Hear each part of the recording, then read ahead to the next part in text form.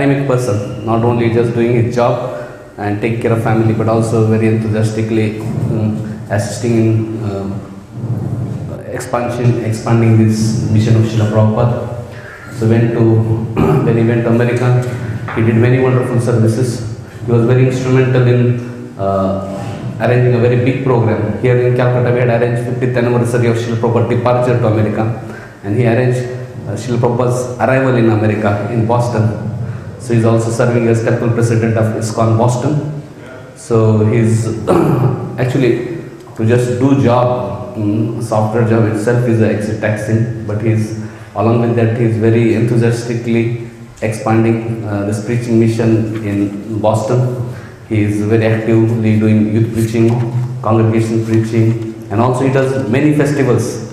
He does every year he does this festival of Prabhupada arrival in Boston, and also he does 5-6 Rath Yatras in different parts in Boston in a year. He also does 4-5 Janmastamis and so many things, and along with taking care of his family also. His family is also very active and dynamic. Actually, though he is very active, taking so many, but he lives very simple. He stays in temple, in small room actually, though he could be staying out and but he is like a very missionary person. And his wife also, good wife also, is very wonderfully assisting him. They take care of actually practically everything in temple. They are preaching, managing. Also he takes care of deities, pujari seva, cooking. His wife also takes care of Sunday school, and so when Radhishampu request to Boston every year, so he was telling in one of us our meetings how he is so enthusiastically spreading this Krishna consciousness west. So he was very much appreciating, and he said, please take care of his association, take benefit of his association when he comes to Calcutta. So we are very honored and very happy that he is there with us. So let us welcome him to Sri Sri Nitya Gauranga temple by loudly chanting 3 times. Hari Bol, Hari Bol, Hari Bol.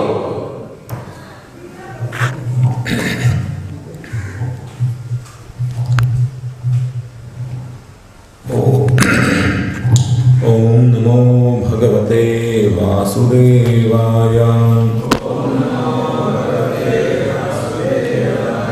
Om Namo Bhagavate Vasudevaya. Om Namo Bhagavate Vasudevaya.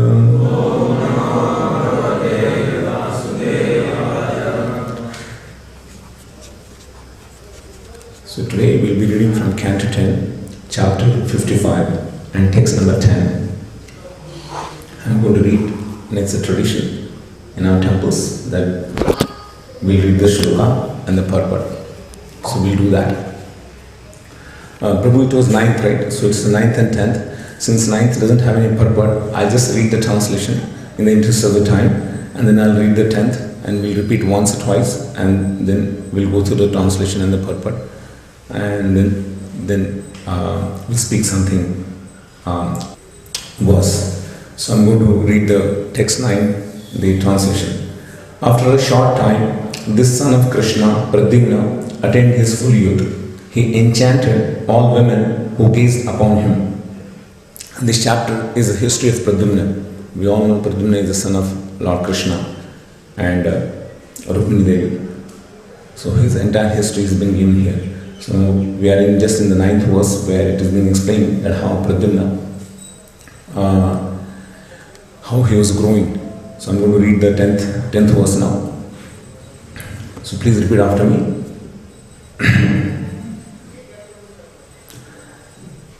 Satam patim padma dalayate kshnam.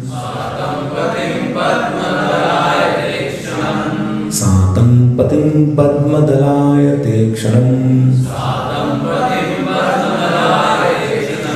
Pralamba bahum naraloka sundaram. Savrida hasokta bhita bhruvekshati. सव्रीडहासोत्तभितभूवेक्षति पृथ्योपथे स्थे रतिरङ्गसौरतिः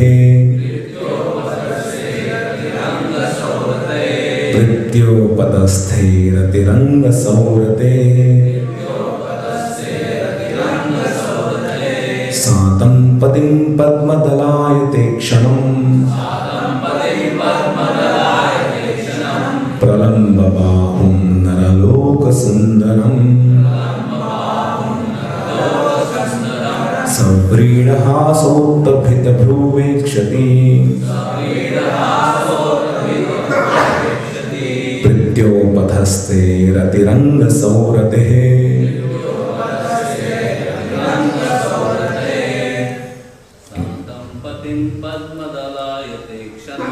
सातं पतिं पद्मदलायते क्षणम् प्रलम्बबाहुं नरलोकसुन्दरम्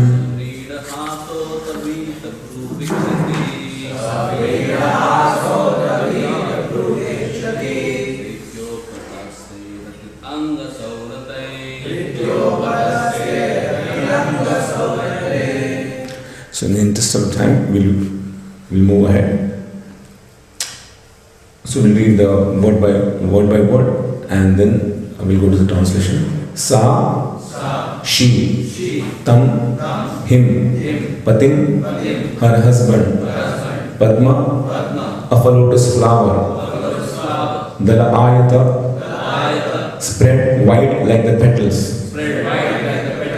Ikshanam, whose eyes, Pralamba, extended, Bahum, whose arms, Naraloka, of human society, Sundaram, the greatest object of beauty, Sa-breeder, bashful, Hasa, with a smile, Uttabhita, appraised, Bhuva, and with eyebrows, Ikshati, glancing, Pritya, lovingly, Upatasthe, approached, Ratihi, Rati, Anga, my dear King Parikshit, Sauratahi, with gestures indicative of conjugal attraction.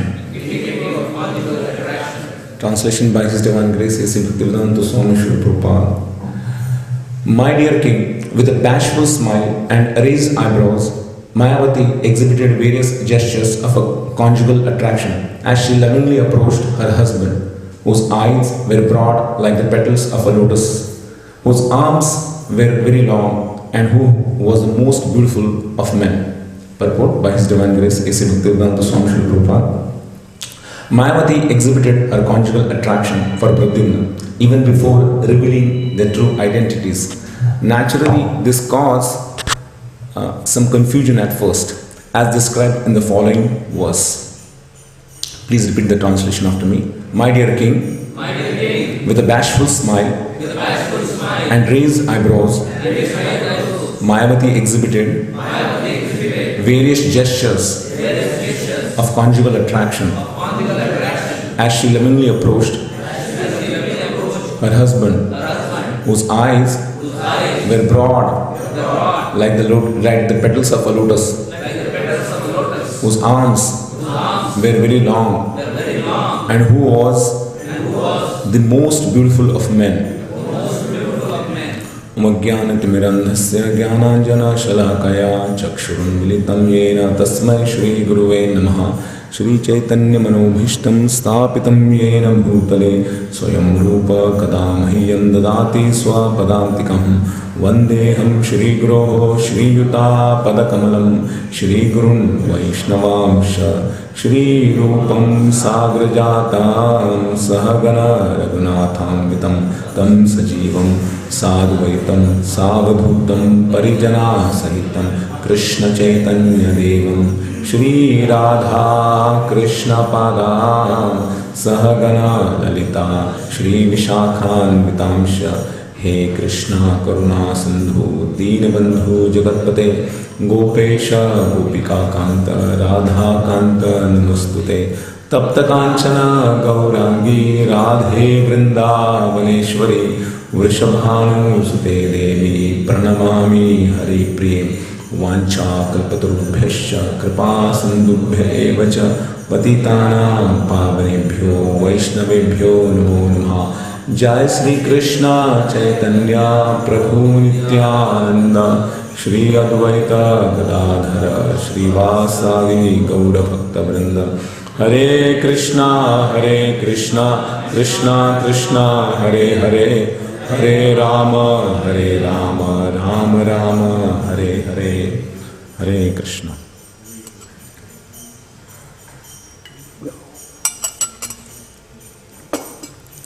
First of all, I would like to express my deepest gratitude to His Grace Acharya Ratna Prabhu, who has been so kind to me, very affectionate to me, and that shows that the Prabhuji's, the devotional status.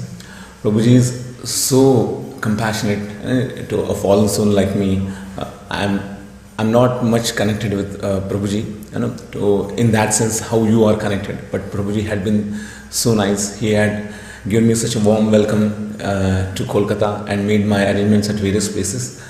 And not just me, but for my entire family also. And he had taken all the care of all of us wherever we were visiting, especially Mayapur and various places of Mayapur, and also our further journey. So I take this opportunity and express my deepest gratitude and offer my humble obeisances at the lotus feet of His Grace Acharya Ratna Prabhu. Hare Krishna. And of course, my most humble obeisances at my Shiksha Guru, and all of us you might have met His Grace Radhesham Prabhu, who has been very kind enough for me to visit at different places, and by the mercy of His Grace Acharya Ratna Prabhu, I am here in front of you speaking some broken words which I am not qualified at all. And all your devotion is much better, higher and far deeper than what I have practiced and what I have realized. So kindly excuse me if I falter, if I fumble, and if I make any mistakes. So consider that this is just a fallen soul practicing Krishna consciousness and trying to experience the practice of Krishna consciousness bliss how you are experiencing. So with that futile attempt, I am going to speak some words. Now this verse, as you can see, we are in the 10th canto, where it's speaking about how when Pradyumna was brought in front of Mayavati. As you know, Pradyumna was the son of Lord Krishna, who was born through Rukmini Devi. And then later on Sambara, he abducted, he took away Pradyumna, and then he threw into the ocean. And after, Krishna's divine arrangement, then he came to Sambara's kitchen again, and where the Pradyumna, who was in his previous lifetime, was a Cupid. And Srila Vishwanath Chakravarti Thakur explains that this Pradyumna is not different than the 4 expansions, Chaturvya expansions, the Pradyumna. So, and also at the same time, it's also explained in the purport, Srila Prabhupada gives that he is also the Cupid, which the Cupid who was burnt by Lord Shiva. He was through his rage, through his anger, and he burnt the Cupid, and he was without any body, without any form. And of course, Rati was crying that she lost her husband, and then Lord Shiva gave her blessings that yes, you will associate with your husband. And she was then sent to this Sambara's kitchen. So where this Mayavati was none other than the Rati, so she was there, and now she is experiencing those feelings, the conjugal feelings. In the following verses, you will see that she'll start experiencing those husband and wife feelings towards the wifely feelings towards the Pradyumna. Now, in this verse, of course, we don't have much this conjugal attraction. In our case, like as most of you are, you can see that not married and you are young brahmacharis practicing Krishna consciousness, and some may be aspiring to become a monk. So this conjugal attraction we can take in our practice as attraction towards the material world. Anything which is other than Krishna consciousness, so we can relate to that. That we should consider as a conjugal attraction. And especially in United States, the place where I come from, there it is filled with such kind of attraction. Okay, it's very powerful. Maya is super powerful there. Okay, and but at the same time,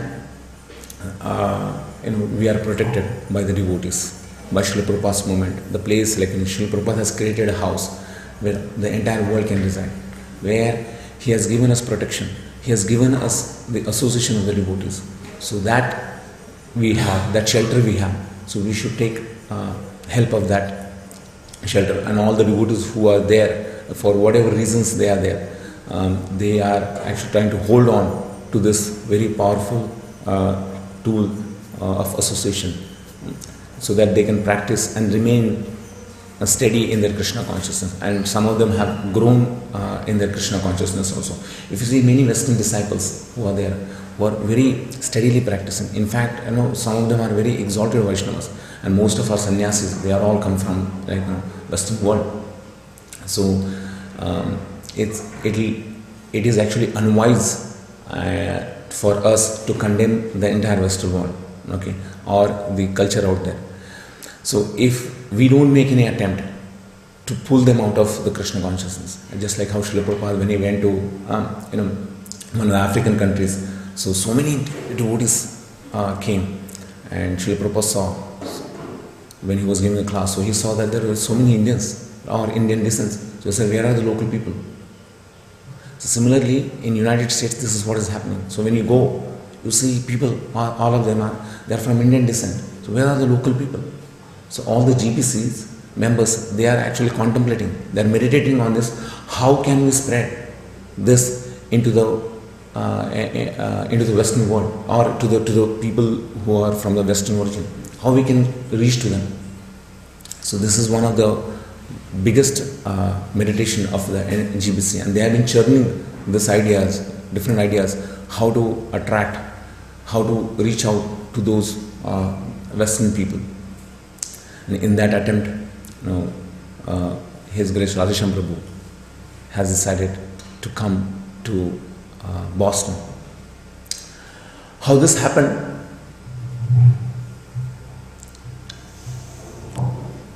When one day in 2017, His Holiness Niranja Swami was giving a talk.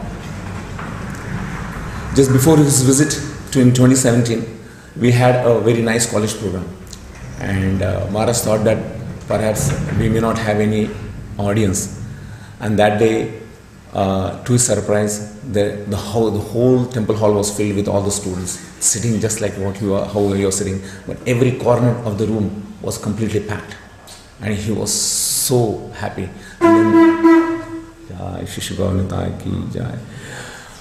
And he was so happy that next day he was inspired to speak on Srimad, in his Srimad Bhagavatam class about the outreach, student outreach. And he gave us, he brought these. What is the deity's name, Prabhu? Nitai Gauranga ki jai. Yeah. So he spoke elaborately on the Western outreach, and he spoke on different quotes. Okay. And as I said, yes, can we have the projection? Yeah. So he spoke on what is the significance of the Western outreach there, and how to reach out to the people in the Western world, and especially in Boston. Okay. So in Boston,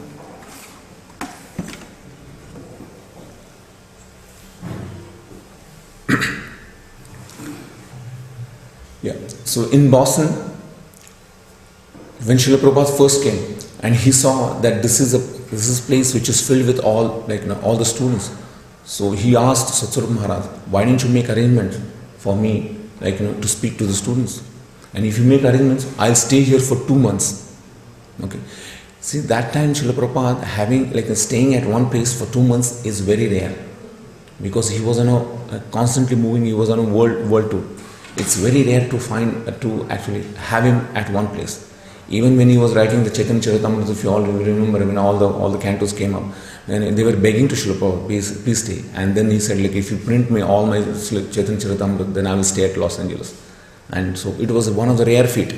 Okay, so that time even having Srila Prabhupada at ISKCON Boston, or for that matter any temple, it was very, very difficult thing, because he always was moving to different places, traveling to different places and preaching. So he said to Satsvarup Maharaj that if you make arrangements, okay, for me to speak at different colleges, then I will stay here for 2 months. And he emphasized this one, and not one, even the very first letter when he wrote to Satsvarup Maharaj, he said that I am very happy that you opened up a preaching center, okay, in Boston, to preach the students. It's very important. Mark the words. Preach the students. So this is what, because Srila Prabhupada knew what is the significance of that particular place, the Boston place. And when he came, His Holiness Satsvarup Maharaj, he made different arrangements. So he spoke at different universities. So we have Northeastern University, Srila Prabhupada spoke there. We have Boston University, Srila Prabhupada spoke there. Okay, the place where it was spoken, I got an opportunity to have a club there, and where Srila Prabhupada spoke, we conducted programs there in those places. And in the same university, we had His Holiness Radhanath Swami for his book, book opening ceremony. Okay, so the release of his first book. And then there was MIT. Okay, he spoke, and then Harvard University. All the places where Srila Prabhupada spoke. Okay, so all those universities, we have college programs there, which is going on. And when Srila Prabhupada was so happy when Satsvarup Maharaj made these arrangements. And we know that how at MIT, when he asked, this is a world-class technical school. Okay, but where is the science? Where is the technology of soul? Okay, is there any department where it speaks about the science of matter and the spirit? And one student, he woke up during the conversation.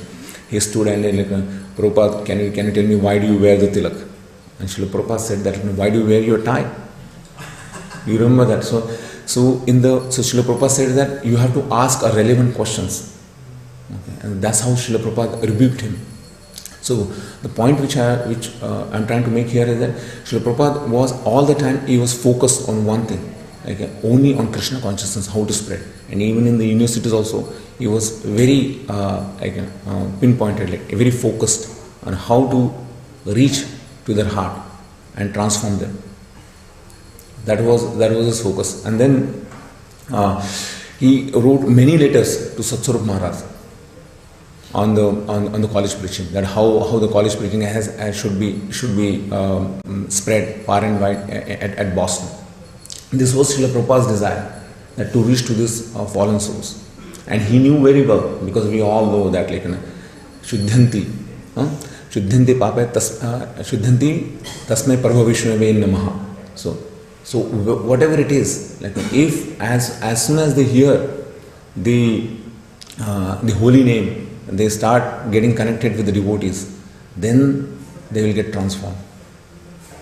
And no wonder we had so many devotees who came from this college preaching.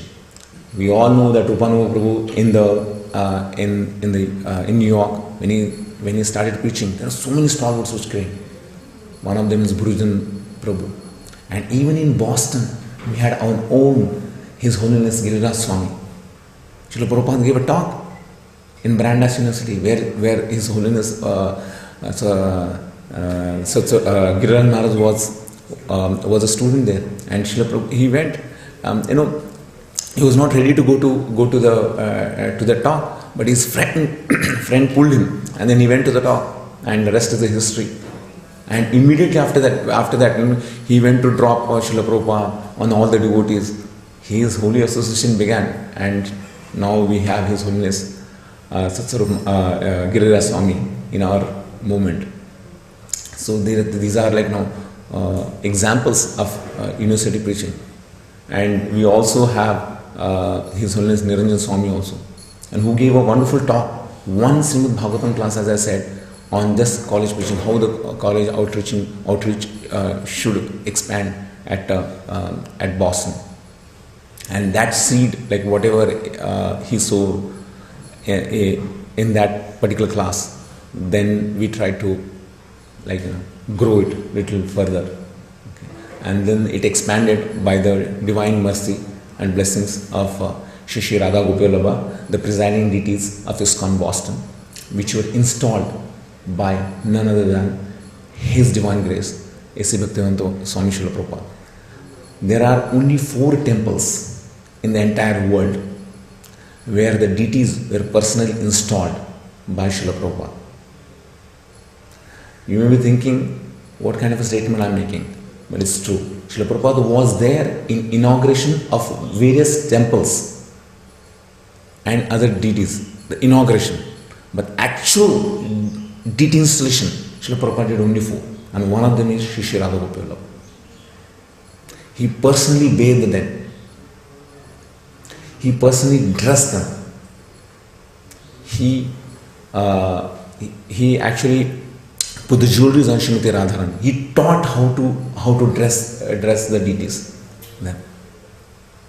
That's and we know that wherever such pure devotee, when he whichever place he goes and whatever he does, especially and the deities which he does, if he invokes the Lord Krishna there, so then definitely Lord Krishna has to reside there. So Shri Radha Gopal is very potent. It is from this Radha Gopi Vallabha. There are, when Srila Prabhupada was traveling to United States, he had 3 sets of deities. They were one of the biggest donor. He gave them to Srila Prabhupada. Those 3 deities, the deities were made up of same mold. So one deities are installed at ISKCON Mayapur. They are called Chota Radha Madhav. If you have seen that, they are in the same mold of ISKCON Boston's Shri Radha Gopal. And then the second set of deities is in Berkeley, and then third set is at ISKCON Boston, and which were, as I said, installed by Srila Prabhupada himself. In those days, when the first temple was opened at New York at 22nd Avenue, after that, then San Francisco was opened, and then Srila Prabhupada called a meeting of all the devotees, and he asked them to go to different places and start a center. So Satsarup Maharaj came to Boston in 1968, and then he took a job, started working there, and he was living in Brookline Street in Boston. And in 1968 later, he got a storefront, a small storefront, just like if you have seen the pictures of 22nd Avenue, similar kind of storefront he also got in Boston. And then in 1969, September 10th, he formally incorporated ISKCON Boston, which is called the Radha Krishna Temple. And then there at the place where he obtained this storefront, it's 95 Glenville Avenue in Allston. Srila Prabhupada came twice. He was so happy to see that there is a center there. This is the third temple. ISKCON Boston is the third temple in United States. After San Francisco, it was Boston which was established. And Srila Prabhupada was so happy that Satsarup Maharaj had actually obtained this storefront. So he came personally, and he stayed for 2 years. He came to that particular temple, the storefront temple, and there are beautiful pictures which I'm going to show you later on. And he walked in every street around the street of Boston, and then he was so happy being there at the storefront. And at that place, all of us, we know Srila Prabhupada as a Srila Prabhupada, okay, as a Swamiji. So these are the words which he got. It is at Boston which he got these words. We call Srila. So this word was coined at Boston, and the Swamiji also it was given in Boston. Okay, there at the temple. And then later on, after 2 years, we were there in that at 95 Glenville Avenue. But then, as you all know, this place is small. We have to grow. Mission is big. Then they obtained a place just close by in 40 North Beacon Street. This is all very close to the place where we are right now. So there with around $130 of $1,000, $75,000, something like that.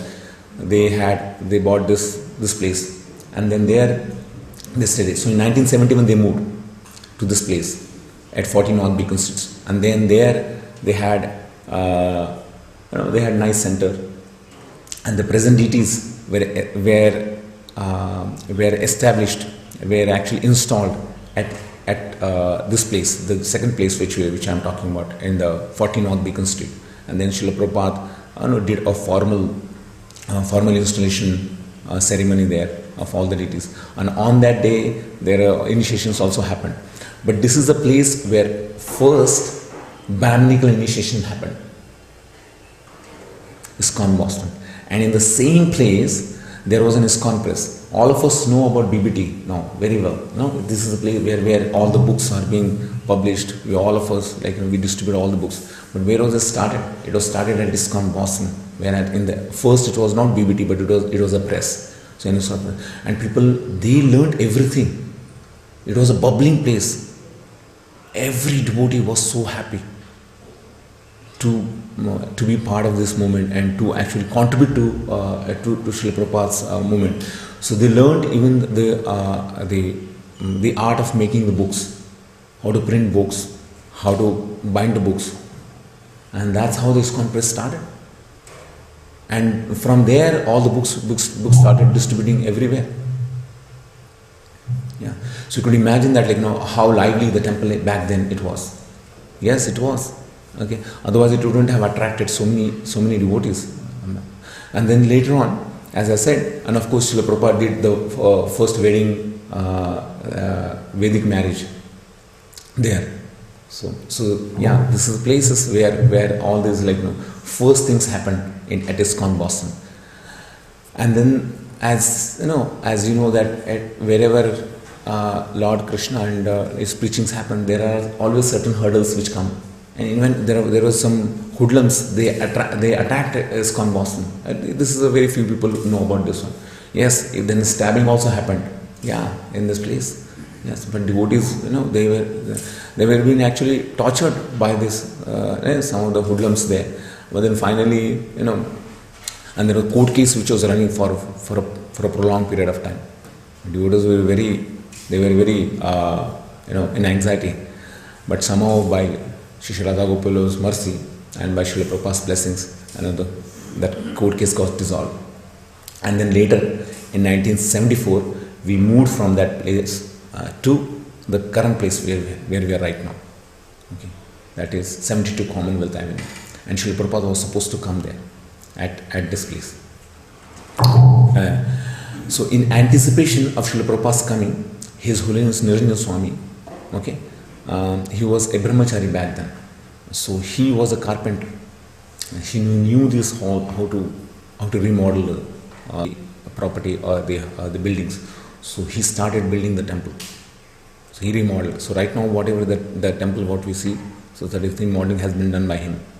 Okay, and of course we are further remodeling now the temple. So because whatever is old, some things they fall apart. So you have to again, remodel them. So we are trying to is serving many devotees there. Yeah. So the presiding. Okay, so now you can see this. So this is a temple what we have right there. Okay, this is ISKCON Boston. It's an old building right now. So we are going to. This one plans which we have is to renovate the whole ISKCON building what we have. Right now, whatever the building is there. But Boston being an historic city, we have to actually take a lot of approvals from the city. There is architectural society, there is historical society. Okay, and the separate city building permits. So you have to go through so many layers. There you can't do it. Even if you have to put one brick and you have to paint it, okay, you have to take approvals for what color of painting you have to take it. And I'm not serious. I'm not talking. I'm not joking. Actually, you have to. That's how serious. And you have to go to series of meetings. You have to present just like how we are presenting. You have to present in a job. How you have to go. So there will be 20, 50 people who will be sitting and you have to present them. This is what we are going to do. And then they will approve it, like every department. This is how you have to do it. That's it's a very tedious things. Like here things are getting like here you can do certain things very easily, but there you can't.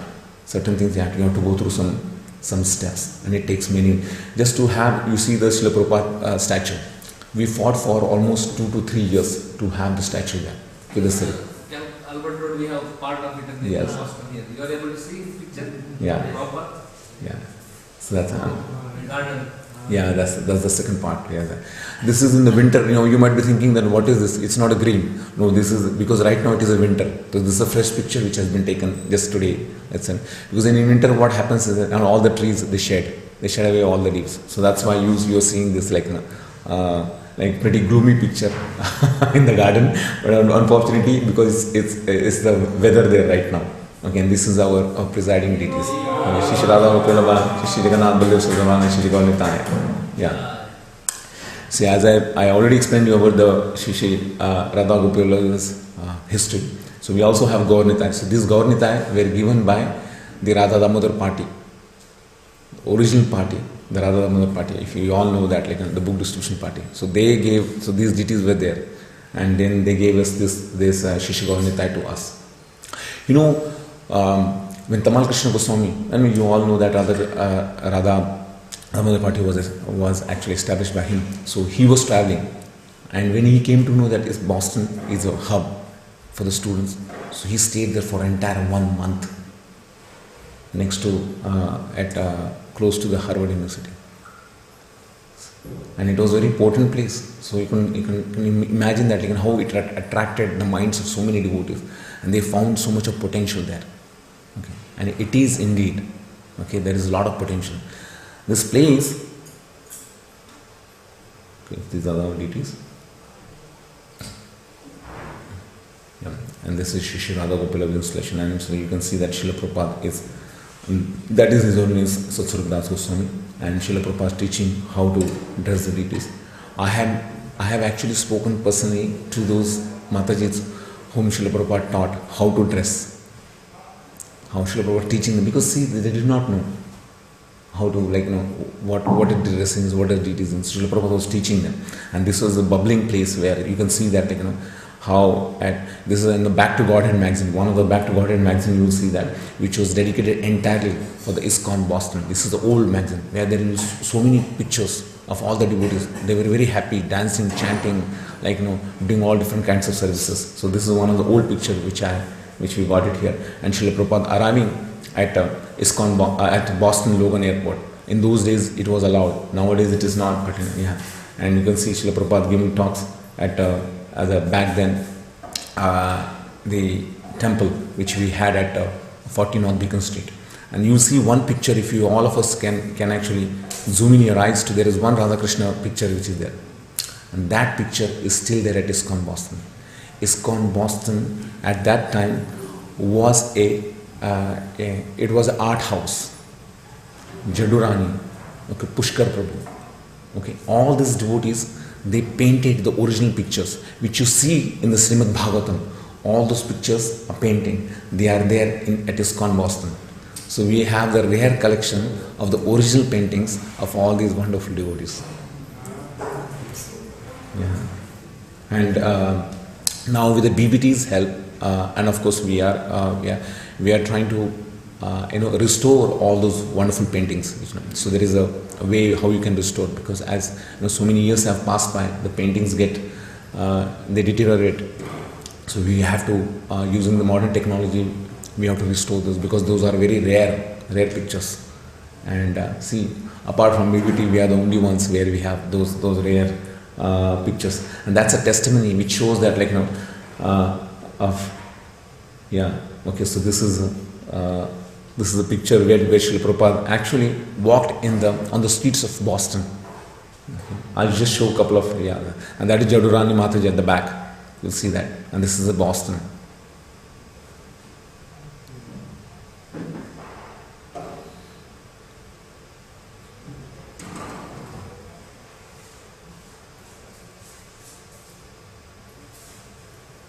This is a whole video. You will see that. Okay, where Srila Prabhupada is walking. It's a very long video, so we'll skip this one. Who is this Prabhu? I forgot his name. Yeah, you're right. No, it's not Mukunda. So these are some of the rare pictures which you see. So this is okay. So these are just few of them. All these things you will see. What you might have seen all the pictures in the Srimad Bhagavatam. So these are the rare pictures which have been done. So we are still listening. And this is the place where Srila Prabhupada landed. On 17th September 1965 at 5:30 a.m. Srila Prabhupada, from the cargo ship, Jaladuta cargo ship, he landed at Boston. And we know that is a place where he wrote Markini Bhagavatam. Nacha, nacha, we know that how that is a, like, so please make me dance. So this is what Srila Prabhupada, and that like historic press was written at the Boston Commonwealth Pier. So Tirthi Kurvanti Tirthani, wherever such holy people they put their steps, that place become holy. So in that sense, Srila Prabhupada has made Boston as a holy place itself. He walked at different places, and this is a place. See, nothing happens by the will of without the will of the Lord, without the sanction of the Lord. Why did Lord has to choose Srila Prabhupada to land at Boston? There has to be some purpose also. Think about it. You could have landed at maybe New York directly. You could have landed at some other place, but Boston was chosen. So nothing happens by chance. So there is some reason behind it. And Srila Prabhupada landed at Boston, and he rode and he walked along with Captain Pandit. He walked in the streets of Boston to see how's the Western civilization. And then and that is the place where he saw. And when he came out, next time when he visited us, again, because Srila Prabhupada visited 3 times, so when he visited at the same place, and then there he saw, like, there was called unalloyed metals. It was there, unalloyed metals. And somebody was asking, what is this unalloyed metals? Then Srila Prabhupada said, oh, ours is also unalloyed devotion. So that word unalloyed was coined there at Boston Commonwealth Pier. Okay, what kind of devotion which we want? So, and so to commemorate this festival, this Srila Prabhupada's arrival, every year we have a boat festival. Every year we do this one. So we rent a boat, we go in the ocean. Because Boston is a coastal city, we are in the eastern part. So we are the northeast, in the entire American map, we are in the northeastern. And there we are very close to the Atlantic Ocean. And so we can easily go into in the ocean. So there we rent a boat, we have all the devotees, we chant together. And we do, like, for half an hour we do kirtan, we do worship, we do offerings.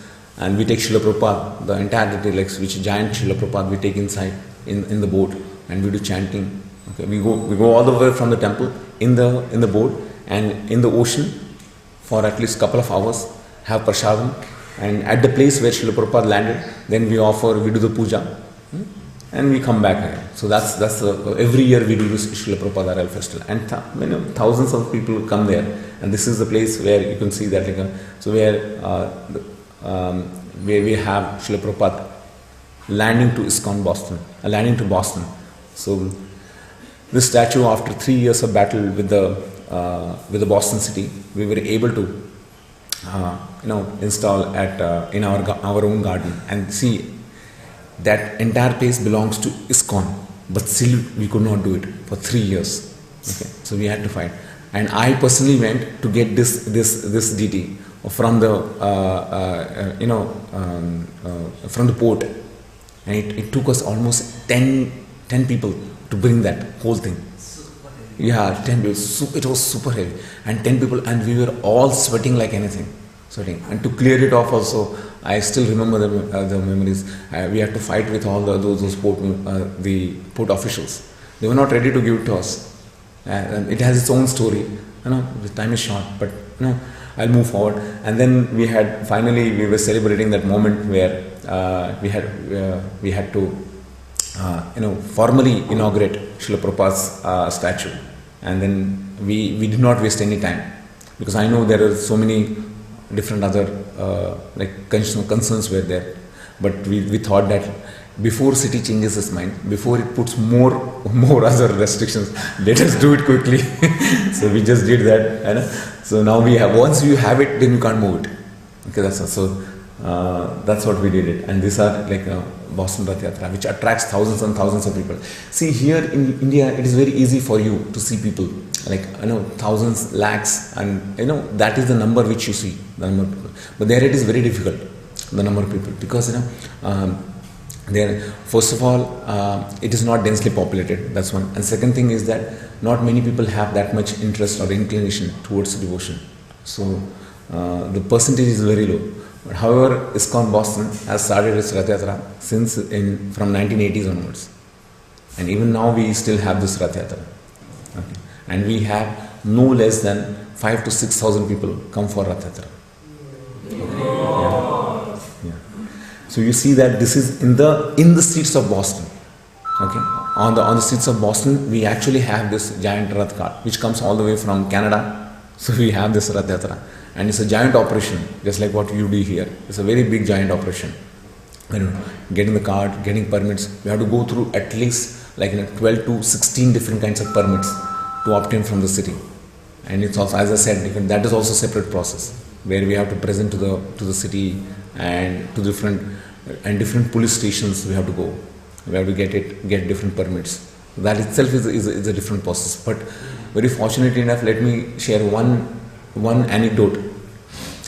One day I went to the city official's office, and after a long gap, we wanted to have at a place where we could actually do the assembly of the cart, the giant cart. So I went to get the permission. So that officer saw at me. I said, "Hey, where are you guys all these years?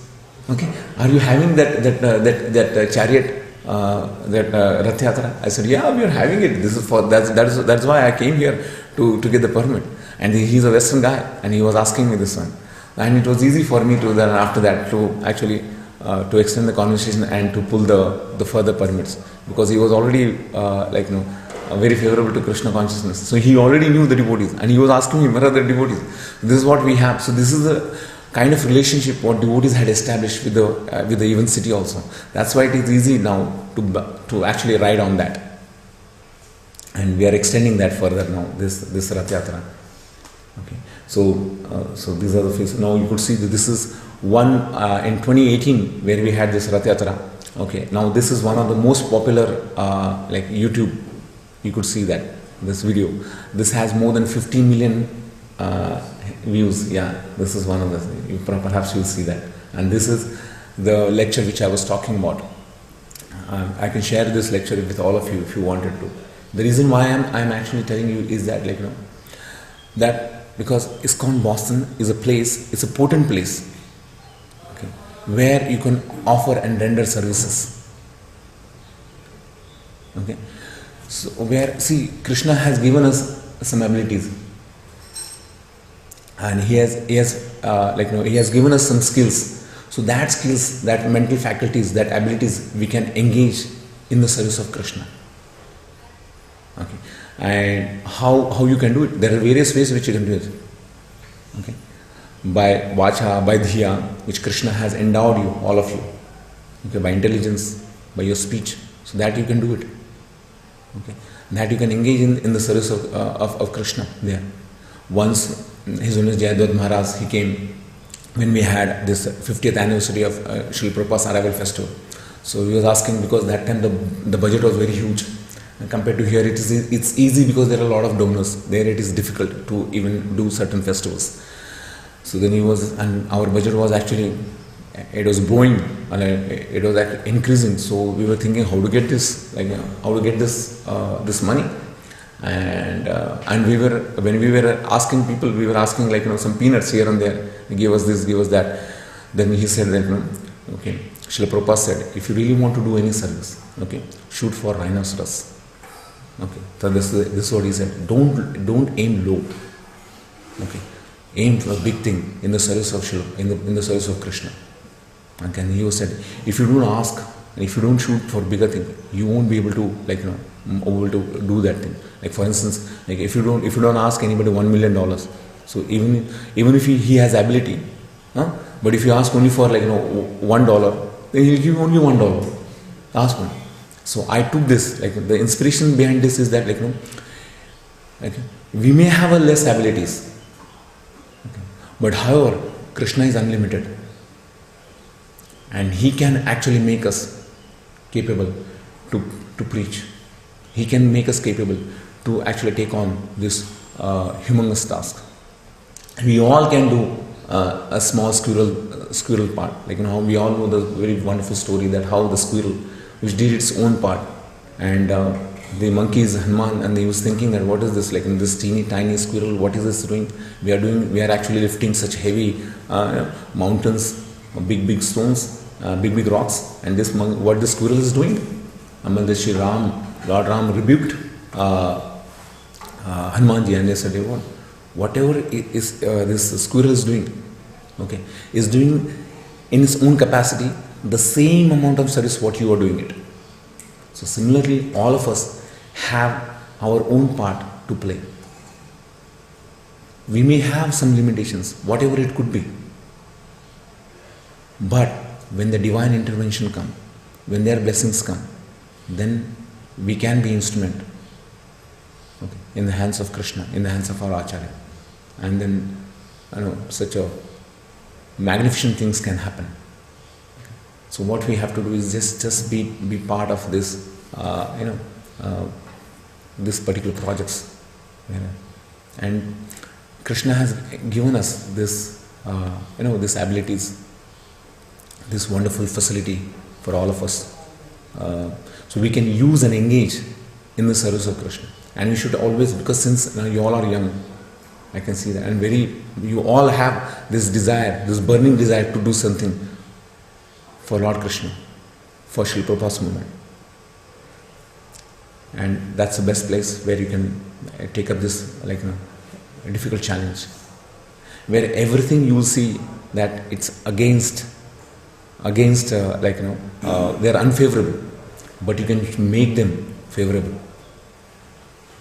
When I was there, when I went to United States, when I was in Boston, that time I saw that not much of, because I went from Pune, and then I saw, my God, it's very big cultural difference. Even in the devotional standard also, practice also, there was a big difference. And of course, I'm not at that standard, but of course I found out that, because when you come from one particular culture, like one temple, so you always find such difference. When you move to any other temple, you also think that, okay, there is a difference. So I also carried that notion in my mind, and I saw there are even small things we have to struggle here, okay. And then, there, whatever thoughts, ideas you have, you can express to them, but no, to get them manifest, to make into reality, it takes time. So I thought, there are already people who were struggling there for so long. Then I was thinking that, if I just let this go opportunity, whatever the service which I get, so if I just let this go opportunity, and I say, okay, fine, let them struggle. Whenever let somebody else come and do it. Okay, I thought, no. Okay, as Mahatma Gandhi said, be the change. Okay, if you want to see the change in the world. Okay. So that's what I decided that, okay, fine, since there is not much of in Boston, so why don't we do something for the Boston, rather than actually cribbing, rather than complaining, rather than actually pointing fingers at others or finding faults at others. Why don't we be part of that solution? Okay, and then that's how we started. We started this, this preaching centers and various other projects. And by the blessings of His Holiness Niranjan Swami, in the year 2018, where Niranjan Swami was traveling to India, and that time, he met His Grace Radheshyam Prabhu. And then when he met Radheshyam Prabhu, then he expressed his idea that, okay, so ISKCON Boston, like Boston needs a youth preaching, so please come and help us out. And His Grace Acharya Ratna Prabhu just told me yesterday that he was present during that meeting at GV, Govardhan Eco Village, when His Holiness Niranjan Swami spoke with Radheshyam Prabhu. So both of them were there. His Holiness Niranjan Swami requested and invited him to come to Boston, and from then onwards, and how Krishna miraculously arranges this, then immediately after that, I think His Grace Radheshyam Prabhu became a GDO, and one of the responsibility was given to him that he should take up the Western preaching. Okay, so one place, and this is how, and everything fell into place. This is how we say that, something, they always say that, when you have a strong desire, then the entire universe makes it possible. But in our case, it's like, when we have a strong desire, when a pure devotee, like Niranjan Swami, and devotees make a desire, then Lord Krishna makes arrangements automatically. And that's how it happened. And Radheshyam Prabhu, you all know that he was not ready to go to United States at all. I know when he came for the first time, I actually drove him, and all the time Prabhuji was just on, keeping his head in the laptop and just doing his service. He never looked outside at all. And I said how difficult it is. Prabhuji was not ready to and he was not ready to come back again. And I was thinking how this will happen, when Prabhuji doesn't come. But then Krishna had his own arrangement, and then as things moved, and then we could see that His Holiness Niranjan Swami, and then Niranjan Swami asked His Holiness Radhanath Swami that please ask Radheshyam Prabhu to come, to make him to come to Boston. And then things changed everything. Yeah, and now since he became GDO, okay. Prabhu, can we play the audio of this one? Because I want you to hear what he has said.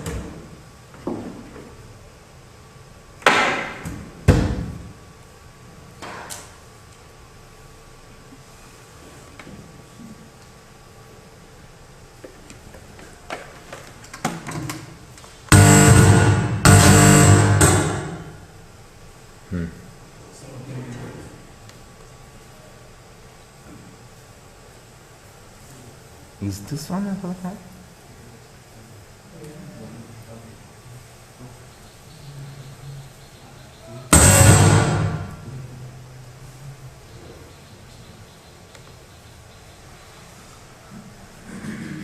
It's not an exhaustive number of quotes.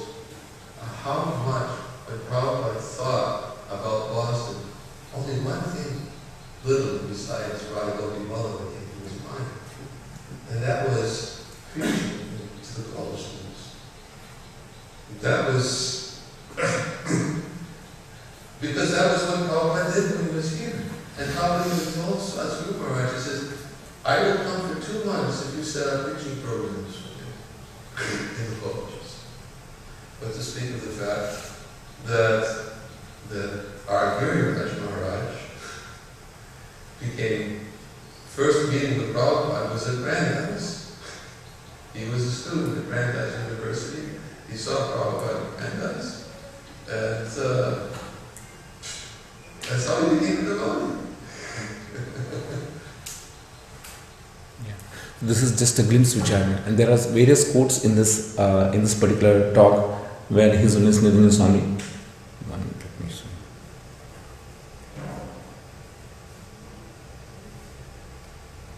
Yeah, he spoke about Srila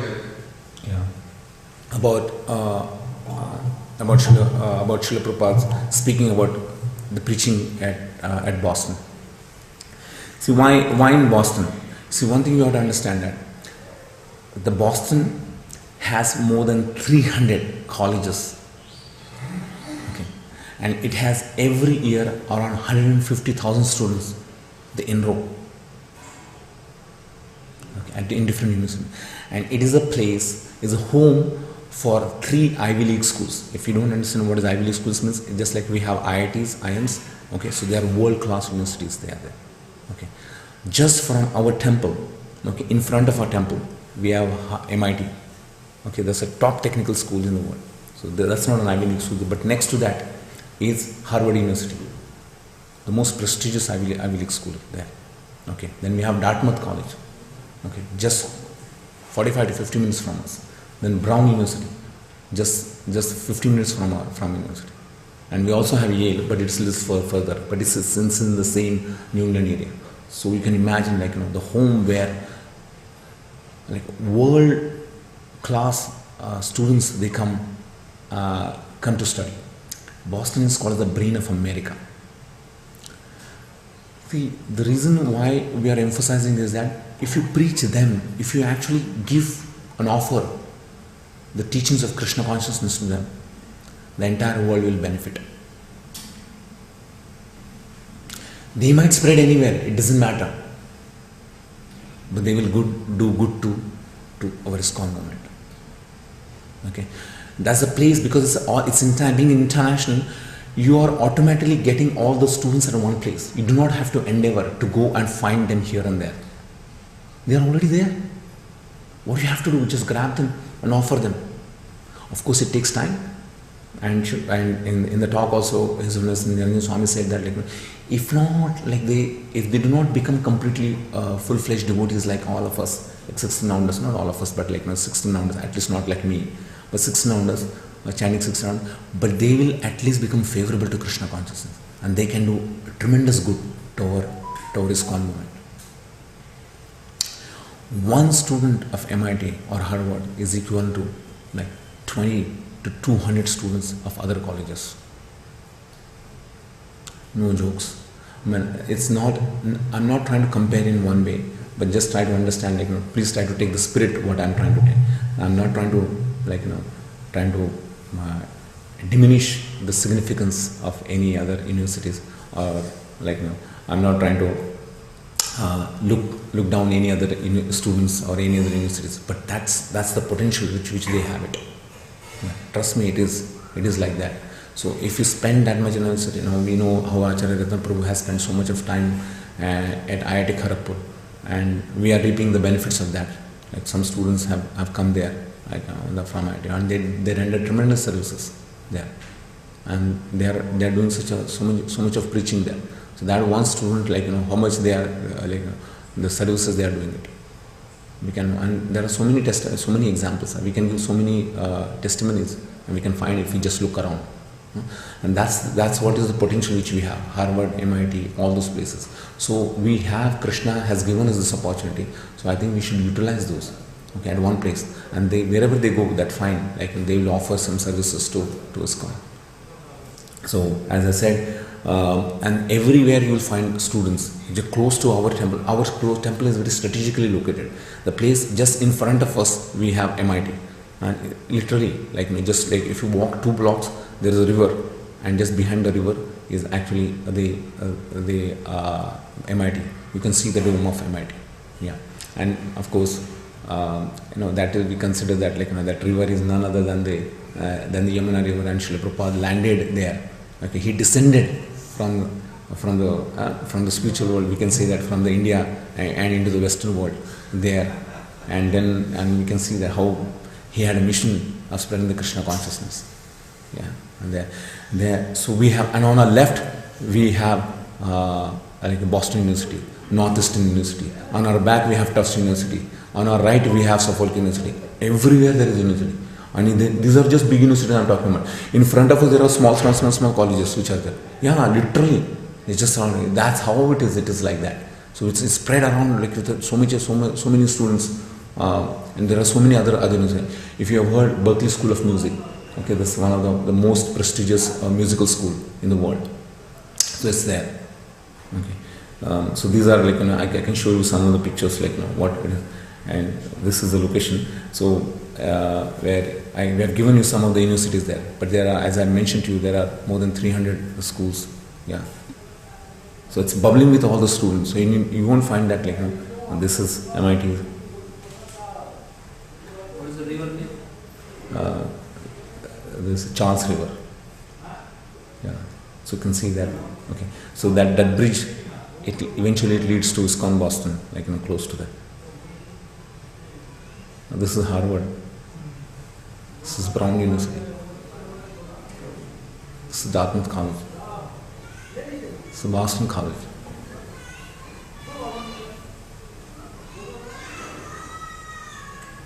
Yeah.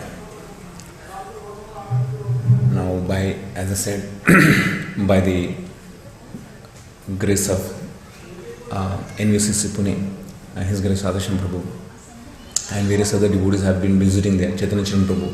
This last visit in the month of September, Chaitanya Charan Prabhu first came, and then Radhesham Prabhu came.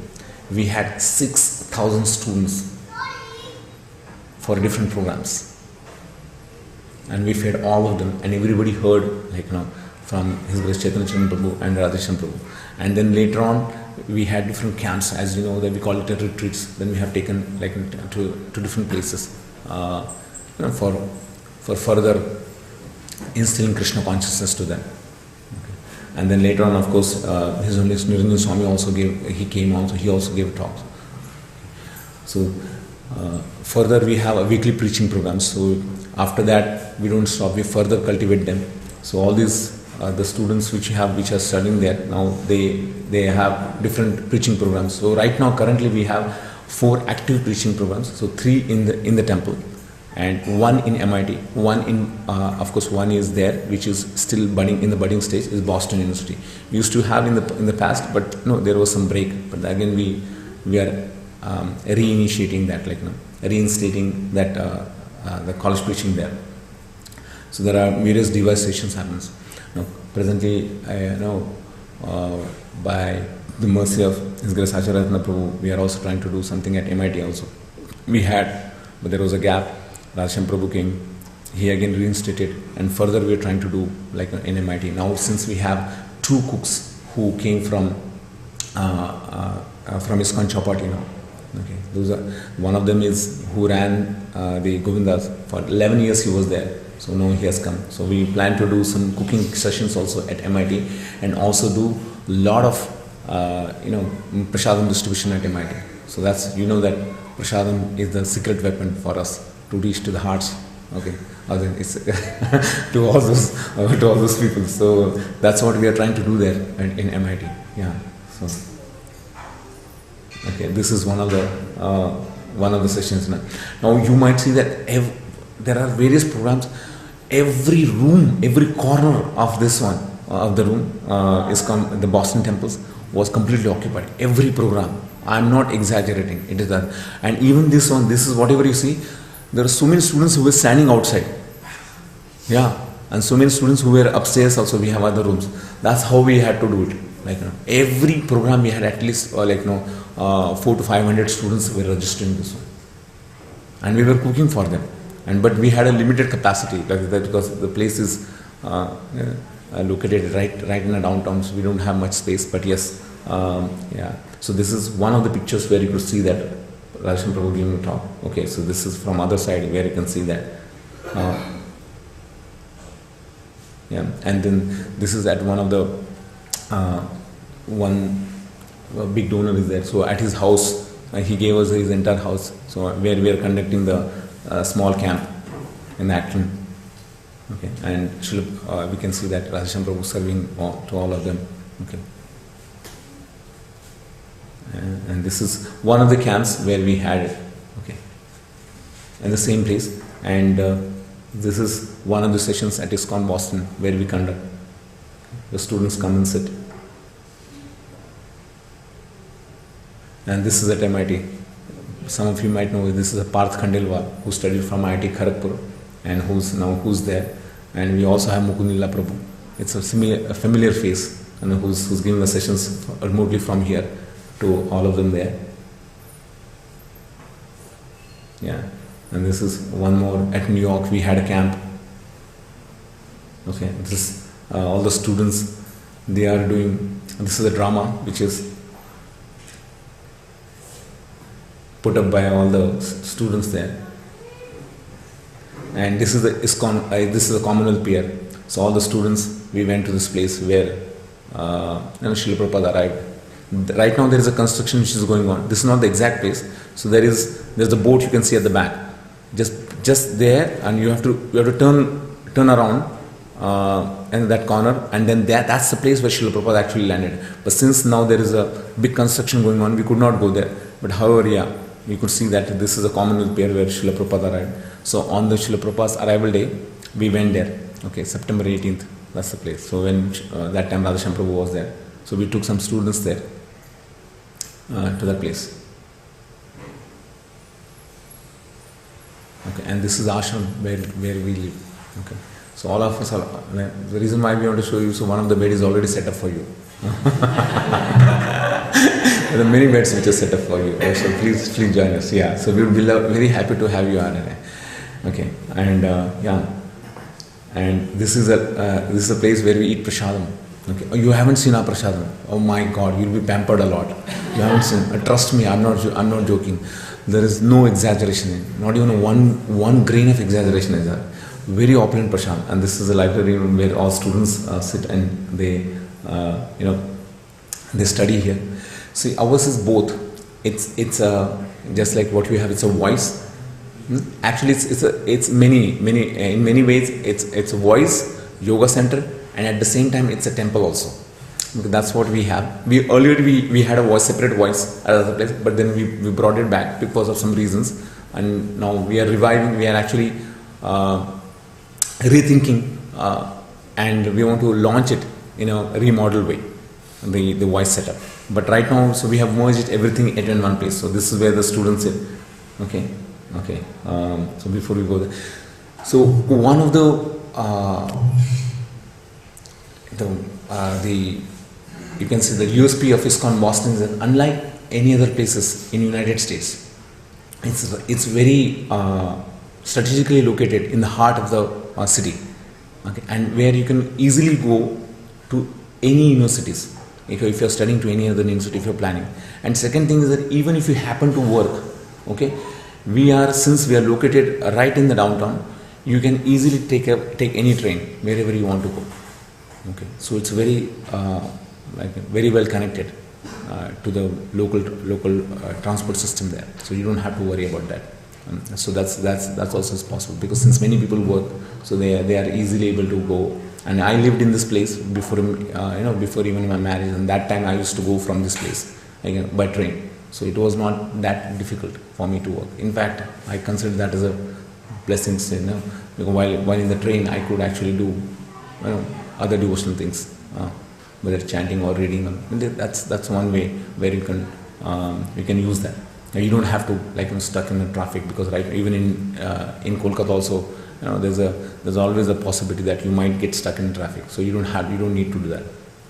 The most important part of ISKCON Boston, why I'm telling you this one, is because when you go to United States, you'll find many temples where there are opportunities to preach, opportunities to do college programs. But Boston, why this special? What is it like? Why I'm asking to come to Boston? Why there is so much of stress on ISKCON Boston? The reason is that because there is so much of homely atmosphere is there. There's a close bonding and close relationship is there. Okay, when the 50th anniversary was happening, and we had a big program at Harvard University. All intellectuals, you can say that the brain of ISKCON, they had come there, and we also invited some academicians there. So because I being at ISKCON Boston, and since we had hosted some of the devotees, and we made all the prasadam arrangement for that program, so I got an opportunity to attend all those things, to all the programs, and I could interact also to them. So they said to me that when you have, and actually there was a research which has been done, that when a temple is there with less number of people, like for instance 100, beyond 100 and beyond a certain number, what happens is that the relationship actually starts, it's diminishing, and it becomes thinner and thinner, lighter and lighter. Okay, when it's like lesser, it's more stronger. Okay, the bonding is more strong, and that's what ISKCON Boston has. It's a very strong relationship which we have with all the devotees.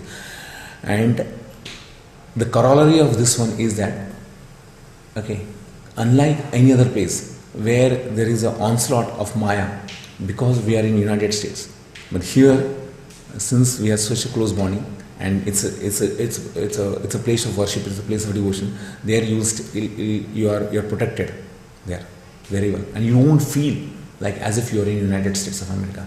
And I am not making up this anything at all, and it's true. This is really true. All the students who live there, they don't feel like as if they are away from their place as such. Okay, that's the beauty of ISKCON Boston, which if at all I want to, if I have to say what ISKCON Boston can offer, why we are already well protected here, we are already doing all the services here. Okay, so what is there at ISKCON Boston? Why we have to put our devotion practice at risk? But no, you don't have to. You'll get opportunity to serve, because without service, what is life? It's actually lifeless. So we should take such big risks in our hand.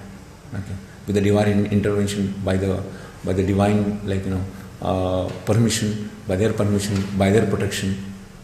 Okay, and we can be an instrument and be part of this bigger team where we can offer wonderful services to Srila Prabhupada.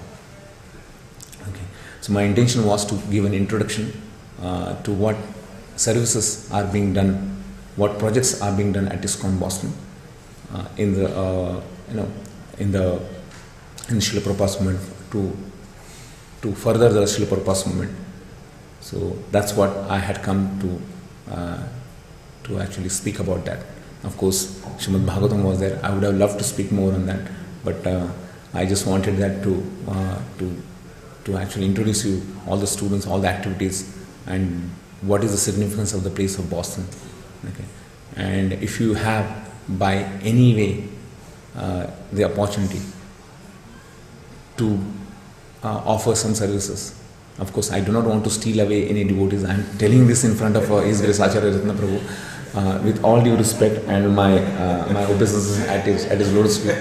There is no intention to steal away anything. Of course, you can render services here as well, and you definitely. But if you have anything, if you have a desire to take up some challenges, and if you have desire to offer some more services, then this is the place. Please come. And I take, if at all, if there is in my capacity, if I can take up some responsibility of your spiritual practice, I'll be considered as my honor, and I'll try to serve in whatever capacity I could, to render that particular service. Okay. So if not any other means, praner arthe dhiya vacha. So whatever way you could offer the services, but I know most of you can offer by dhiya and vacha. That's why I only use those words. But if anybody can do by arthe also, that's fine. But we have very bigger projects here also. Yes, definitely. We all of us are it's one family, as I already said. All of us can render services. There is no dearth of services. Many people come to me and they say that, what is there? Don't you guys get bored? They always ask, but they don't even know that what kind of services we do. I manage different applications and different people from different countries.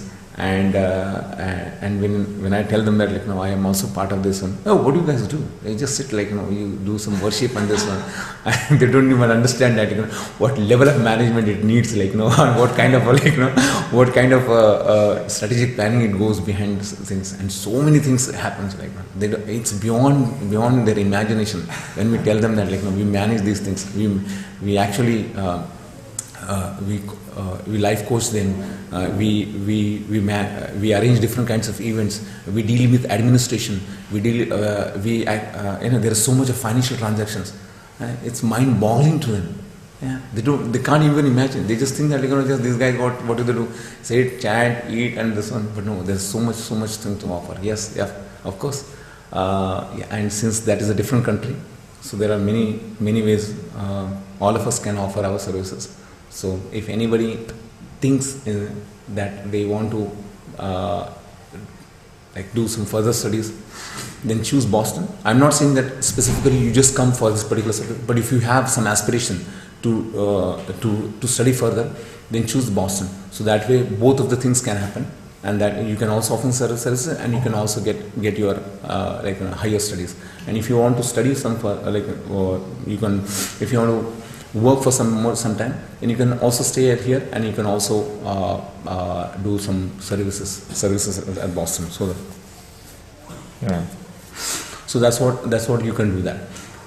So I'm not saying exclusively you have to come, but if anyone has desire, by the permission of His Grace Acharya Prabhu, feel free, and we would definitely love to do that. But if you do not have, and you want to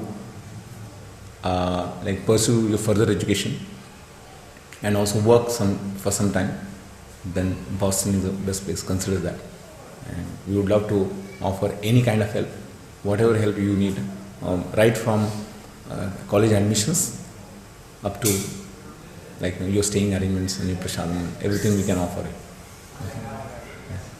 Okay. Thank you once again for giving me an opportunity to speak openly in front of His Grace Acharya Prabhu. Okay. Inviting you, and Prabhuji is quiet and not saying anything. And also this is being recorded, and I know this will be heard at some other places also. So I take this opportunity to ask for forgiveness, to beg for forgiveness to all the devotees. My intention is not to steal. Okay, my intention is not to take away any devotees from anywhere. It's just to somehow or other how we can strengthen our bonds much together. So we all can work in a cohesive way. We all can work, in such a way that we all can help each other. One example which I was talking about to His Grace Acharya Prabhu, there was one Mataji who came to Boston. She saw very wonderful worship at ISKCON Boston. She was so inspired that she went to Kanpur, and then she started her center, Prabhuji was saying, and then she donated the entire land to Kanpur. So you never know where the seed will be sown, and then later on, where it will bloom. So I'm not saying that, so this way we all can help each other. So there are various ways where we can offer. So it's not just to us, it's all we are trying to assist Srila Prabhupada's movement. That's what we are trying to do. Okay. Thank you once again. Okay. His Grace Acharya Prabhu ki jai. His Divine Grace Srila Prabhupada ki jai. Srimad Bhagavatam ki jai. Nitai Gaur Premanande. His Grace Vanamali Pandit Prabhu ki jai.